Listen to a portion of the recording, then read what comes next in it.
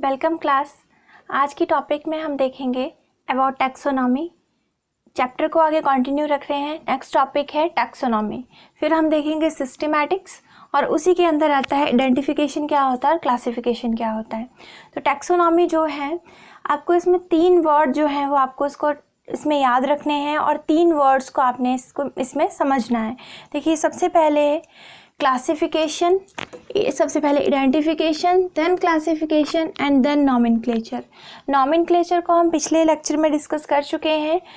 Binomial nomenclature क्या होता है, कैसे साइंटिफिक तरीके से हम नाम रखते हैं और क्या रूल्स हैं बायनॉमियल नॉमेनक्लेचर के। तो देखिए सबसे पहले टैक्सोनॉमी जो टर्म है वो कॉइन की थी डी कैंडोले ने इन 1813 में, और इसके जो फादर हैं टैक्सोनॉमी में, बहुत बार ये क्वेश्चन आता है who is the father of taxonomy. So the father of taxonomy was Carolus Linnaeus, और जो टर्म जो है वो कॉइन की थी डी कैंडोले ने। अब देखिए टैक्सोनॉमी है क्या। अगर आपको टैक्सोनॉमी पता चल गया तो आपको सिस्टमैटिक्स भी पता चल जाएगा और आपको ये सारी आगे वाली चीज़ें जो है वो समझ में आ जाएंगी। तो देखो सबसे पहले देखो कोई भी ऑर्गेनिज्म होता है, अब बायो में हम लिविंग ऑर्गेनिज्म की बात करेंगे। कोई भी लिविंग चीज़ है, अब उसको आपने सबसे पहले क्या करना है, आइडेंटिफाई करना है। जैसे आप मान लो किसी फॉरेस्ट में जाते हैं, किसी जंगल आप इसमें जाते हैं, आपको एक नई स्पीसीज मिलती है।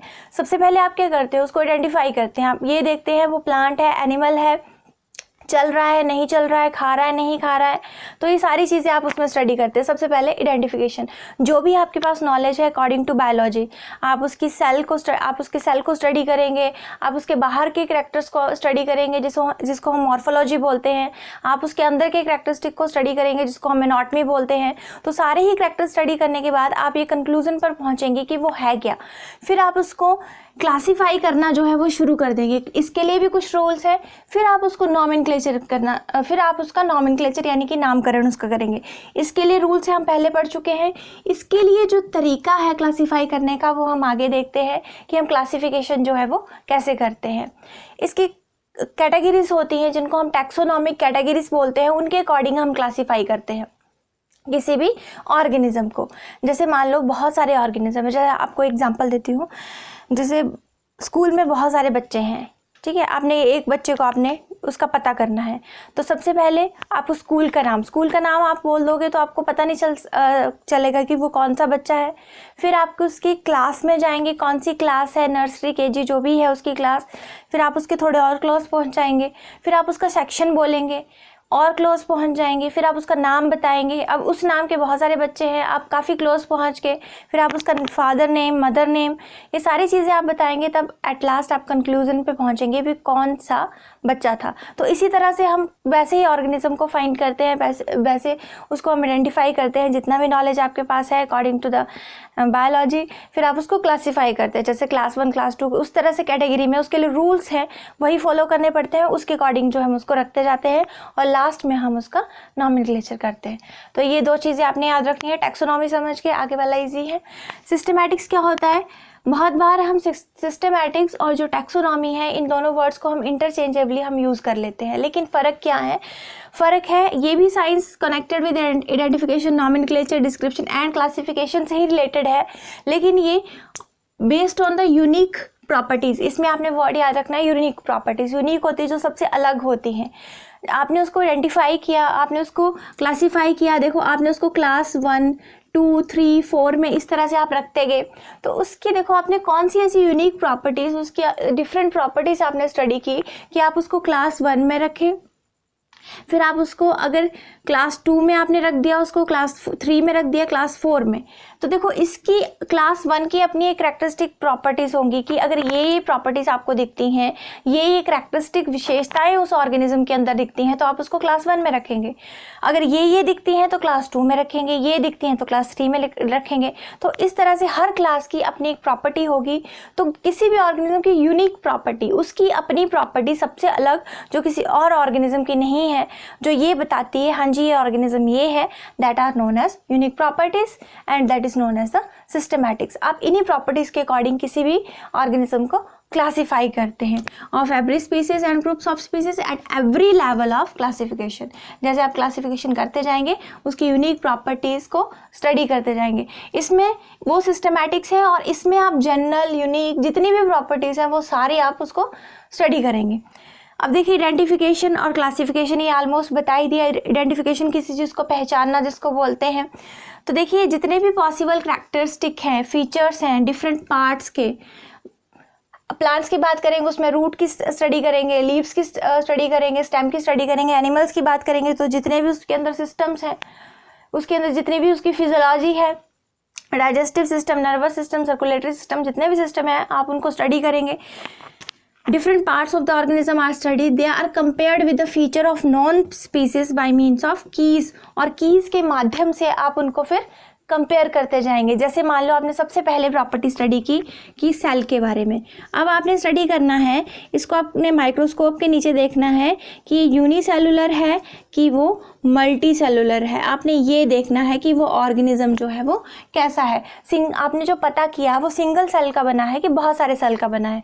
अगर वो सिंगल सेल का बना है, यस या नो। अगर सिंगल सेल का बना है तो देखो आप यस करेंगे और आप यूनिसेलुलर पे जाएंगे। अगर वो सिंगल सेल का नहीं बना है तो आप नो पे करेंगे और मल्टी सेलुलर पे जाएंगे।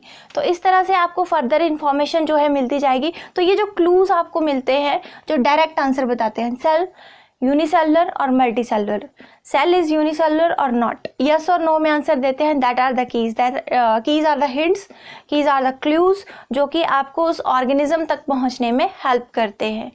ठीक है, जो भी उसके कैरेक्टरिस्टिक प्रॉपर्टी के अकॉर्डिंग। तो ये होती हैं keys.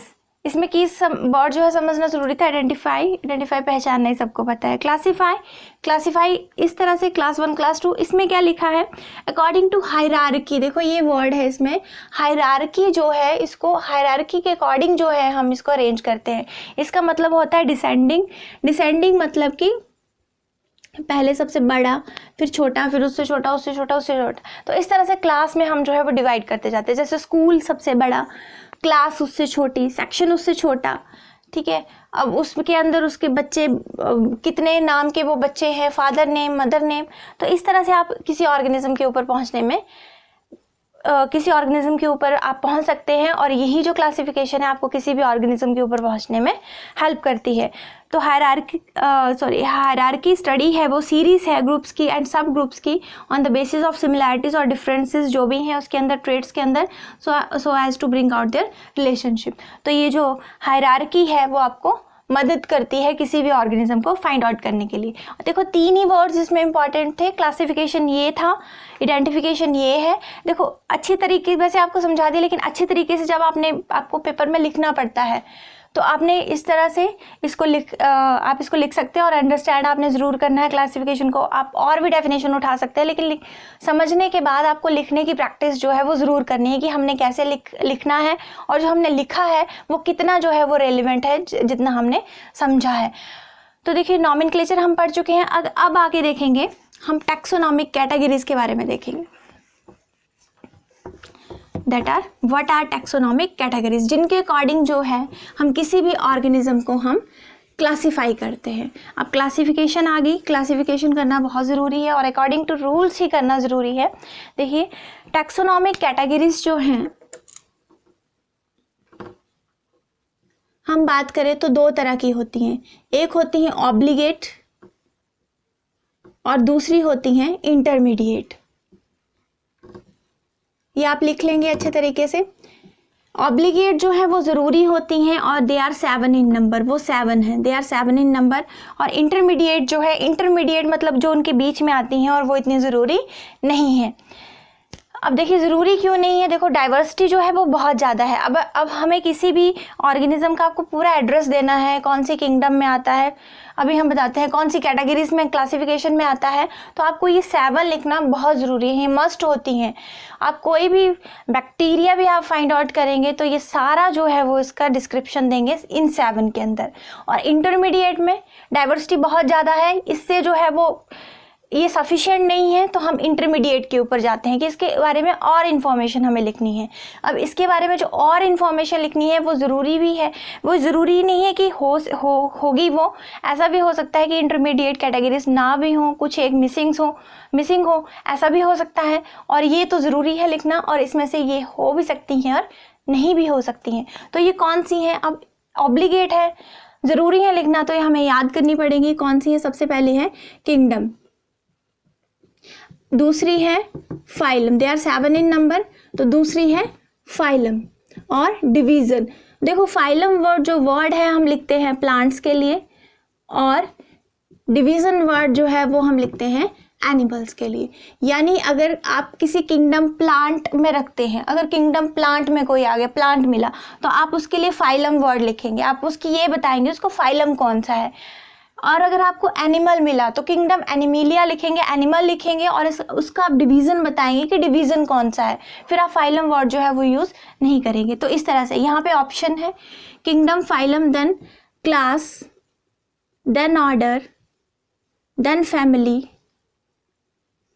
Then genus and then species.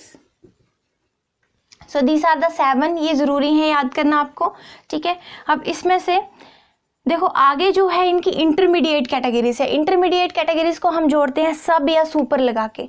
जैसे किंगडम के, ये तो लिखना ज़रूरी है, ये तो याद करनी ही पड़ेगी, लेकिन देखो आगे इसके आगे आ जाएगा सब किंगडम, किंगडम के नीचे आ जाएगा सब किंगडम अगर किसी की है तो, और यहाँ पे इसको आगे जोड़ेंगे सब या सुपर लगा के। उसी तरह से यहाँ पे आ जाएगा सब फाइलम या सब डिवीज़न, कुछ भी आप लिख सकते हैं, और इसके ऊपर आ जाएगा सुपर क्लास। क्लास से ऊपर है तो इसलिए सुपर क्लास, लेकिन है ये फाइलम की कैटेगरी, इंटरमीडिएट कैटेगरी। इसके नीचे लिखेंगे सब क्लास, क्लास के नीचे आएगी सब क्लास, और इसके बाद आ जाएगा सुपर ऑर्डर आएगा क्लास में, इसके अंदर सब ऑर्डर आ जाएगा, और super family, this is the intermediate category, super family यहाँ पे आ जाएगी, यहाँ पे आ जाएगी सब फैमिली, और इसके लिए आप लिखते हैं सब जीनस नहीं लिखते हैं, इसके लिए आप लिखते हैं ट्राइब लिखते हैं, और यहाँ पे जीनस में आ जाएगा सब जीनस आ जाता है, और यहाँ पे स्पीसीज में आ जाता है सब स्पीसीज, और यहाँ पे रेस और variety. This are the intermediate categories. जो सब स्पीसीज और रेस है वो हम एक्चुअली एनिमल्स के लिए यूज़ करते हैं, और वेराइटी वर्ड जो है अगेन हम प्लांट्स के लिए यूज़ करते हैं, जैसे यहाँ पे हमने यूज़ किया। अगर स्पीसीज में, अगर प्लांट आपका चल रहा है, यहाँ पे प्लांट है तो फाइलम यहाँ पे लिखेंगे, और बाकी सारा आप बताएंगे उसकी क्लास कौन सी, ऑर्डर कौन सी, फैमिली कौन सी, जीनस, स्पीसीज, और अगर उसकी वेराइटी अगर कोई है तो वेराइटी आप वहाँ पे बताएंगे, ठीक है। यहाँ पे आप रेस आप वर्ड यूज़ करते हैं एनिमल्स के लिए अगर है तो, और वैरायटी वर्ड जो है आप प्लांट्स के लिए यूज़ करते हैं। अब देखिए इसमें से जो है 6 जो है कैटेगरीज वो दी थी लिनस ने, कारोलस लिनस ने दी थी। 6 कौन कौन सी दी थी, देखो फाइलम, और फाइलम नहीं, ये ऐसे बता रही हूँ, फाइलम और जो फैमिली है ये बाद में आई थी, और बाकी जितनी भी कैटेगरीज है वो लिनस ने दी थी। फाइलम और फैमिली ये बाद में जोड़ी गई थी, और बाकी लिनस ने दी थी। तो 6 कौन कौन सी दी थी, देखो किंगडम, फाइलम नहीं है, क्लास, ऑर्डर, फैमिली नहीं है, kingdom, class, order, genus, species, ठीक है, और वेराइटी उन्होंने दिया था, वेराइटी उन्होंने दिया था।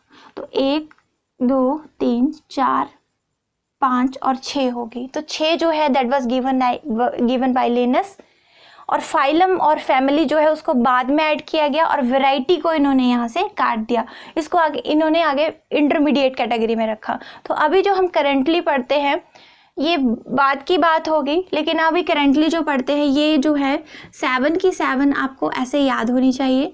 किंगडम के बाद फाइलम आता है एनिमल्स प्लांट्स के लिए, डिवीज़न एनिमल्स के लिए आता है, class, order, family, genus, species, ये आपको इसी लैब में इसी सीक्वेंस में आपको याद होनी चाहिए।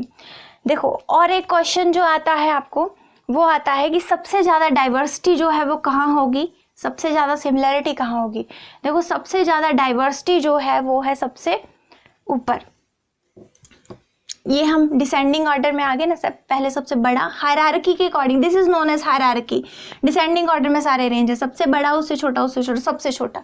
तो यहाँ पे देखो डाइवर्सिटी जो है वो मैक्सिमम है, डाइवर्सिटी पता है विभिन्नता जिसको हम बोलते हैं वो मैक्सिमम है, और यहाँ पे सिमिलैरिटीज जो हैं वो सबसे कम है, यानी एक जैसे जो गुण है वो सबसे कम है और जो डाइवर्सिटी है वो सबसे ज़्यादा है। उसी तरह से आप स्पीसीज की बात करें तो डाइवर्सिटी यहाँ पे सबसे आके कम हो जाएगी और सिमिलैरिटीज़ जो हैं वो सबसे ज़्यादा हो जाएंगी। अब ऐसा क्यों है? देखो, जब आपने किंगडम लिखा प्लांट, तो उसमें बहुत सारे प्लांट आ जाते हैं, आते कि नहीं आते? अब इतने सारे जो है वो प्लांट्स की स्पीसीज इसके अंदर आ जाएंगे, नीम है, बबूल है, जितने भी आपको याद है वो सारे प्लांट्स के अंदर आ जाएंगे। तो सबसे ज़्यादा डाइवर्सिटी कहाँ है? यहाँ पे। सिमिलैरिटीज़, एक जैसे कैरेक्टरिस्टिक सबसे कम यहाँ पे है। नीम जो है वो बबूल की तरह नहीं होगा, बबूल रोज़ की तरह नहीं होगा, रोज़ गुलमोहर की तरह नहीं होगा। तो सिमिलैरिटी सबसे कम है लेकिन डाइवर्सिटी सबसे ज़्यादा है। जैसे आप नीचे नीचे नीचे आते जाएंगे, यहाँ पे डाइवर्सिटी उससे कम, उससे कम, उससे कम, उससे कम, सबसे कम, सिमिलैरिटी सबसे ज़्यादा। यहाँ पे जब आपने उसका नाम ही बता दिया है, ये रोज़ा इंडिका है, रोज़ है, तो देखो उसमें कितने ज़्यादा उसमें डिफरेंसेस आ जाएंगे, एक रोज़ से दूर आएंगे लेकिन कितने आ जाएंगे। तो डाइवर्सिटी यहाँ पे कम हो जाएगी और सिमिलैरिटीज़ जो हैं वो ऑलमोस्ट मैक्सिमम आपको एक जैसी देखने को मिलेंगी। ठीक है, जब यहाँ पे आप लिखेंगे किंगडम एनिमल, तो एनिमल बहुत सारे हैं। जब आप डॉग बता देंगे तो डॉग जो है वो मैक्सिमम एक जैसे हैं, सिमिलैरिटीज़ डिफरेंसेस होंगे, फिर भी सिमिलैरिटीज़ मैक्सिमम है और डाइवर्सिटी जो है वो मिनिमम है। ठीक है, ये 1 मार्क्स का क्वेश्चन आता है कि सबसे ज़्यादा डाइवर्सिटी कहाँ है। डाइवर्सिटी ऊपर से नीचे इंक्रीज होती है, डिक्रीज होती है। ठीक है, तो ये जरूर आपने चीज़, 1 मार्क्स का क्वेश्चन है वो आपने ज़रूर देख लेना है। और नेक्स्ट टॉपिक के लिए तैयार रहो, पहले आपने ये पढ़ लेना है। नेक्स्ट टॉपिक आपको तभी समझ में आते जाएंगे अगर पिछले टॉपिक जो है आपको क्लियर होंगे। Thank you class.